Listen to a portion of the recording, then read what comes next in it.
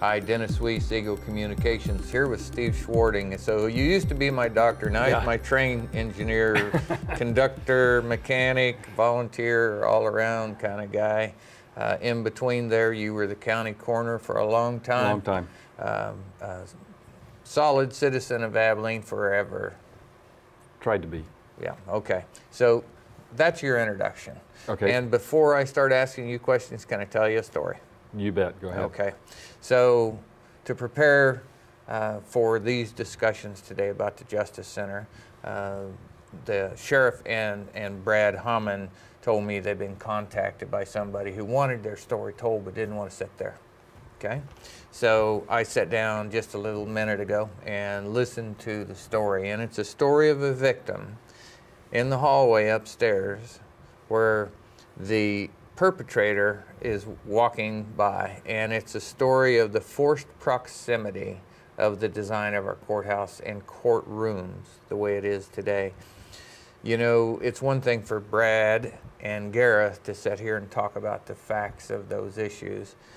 It's quite another when you hear from the person who sat on the bench up there watching this perpetrator walk by for 4 years worth of hearings and court appearances over and over and over, and who was being criminally stalked, criminally harassed, multiple protection from abuse orders, all of those things, and the accumulation of heartache and terror that builds up by simply the way we built the courtroom. Is it our fault? No. But can we fix it? Yes. Right? Right. So, you know, that's a story that when I said, what do you want to talk about, Steve? You said, I want to talk about victim safety and a couple other things. So I thought I'd start with that story. And we can use that as a visual picture of a young mother sitting on a bench. 15, 16, 20 appearances of this over and over and over. Yeah, I don't know whether I could do that. Yeah. I certainly wouldn't want to. Right. So there we are.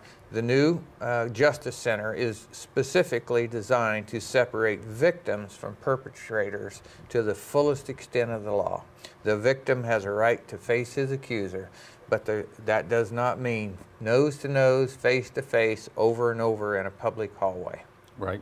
Okay, that's what I can do for you. You take it from there. Well, I've sat in those seats before, waiting to appear in court for cases and stuff, or in other instances when I was called up for jury duty, and I saw the perpetrators come by, the inmates come by and stuff, and it kind of horrified. I think today there's kind of been an enabling of persons like that to become more and more active in their attack mode and stuff. And I think that alone would be a really important update to our system, and a system that allows the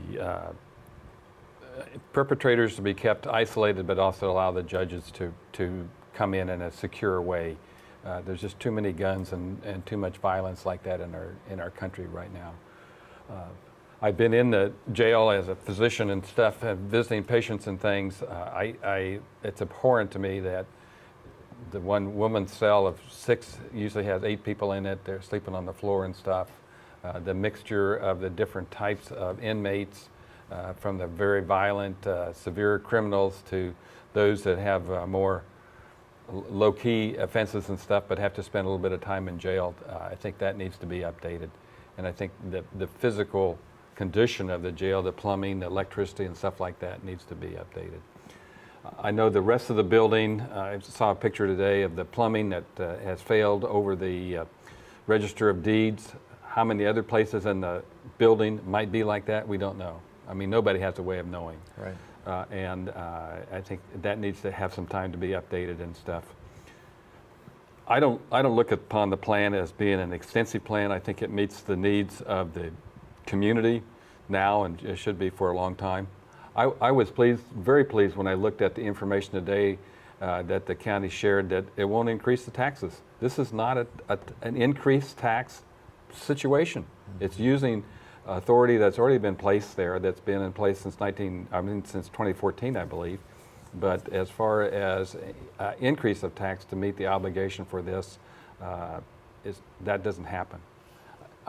The other thing that I really believed in, and I went to a meeting of the City Commission a couple of weeks ago and told them that I thought it was really important for them to participate in this project. And I think if not, it was going to be a duplication of facilities. It was going to cost twice rather than once. And that every member of, every citizen of the city of Abilene is also a citizen of the county of Dickinson County, and that the city and the county should go together in one facility to bring it all together. As a coroner, I was on numerous scenes of accidents and situations, and saw how well the county sheriffs and the city police worked together. They covered for each other. Same way with the firemen from cities to city, they always helped each other out when they needed it. So I don't think that's a new experience for them. I just think it'll be easier for them if they're all together in one physical place. Well, Doc, I sure appreciate you coming to tell your opinion, but also to put your face on camera, because you've been here a long time. People will recognize you when they see you. I remember you were on the, maybe you're still on the hospital board when we built the new hospital. Mm-hmm. We talked to you then.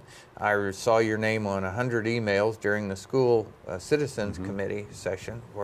So if you're wrong, you're consistent. I don't think I've been wrong in either one of those situations. I don't think you have been either, so I guess, but that's why I always try to say something with a joke if humanly possible. I got that from my dad, I can't help it. So, but the reality of it is people will see your face. So if you want to know, ask Steve. Yeah. He'll tell you face to face.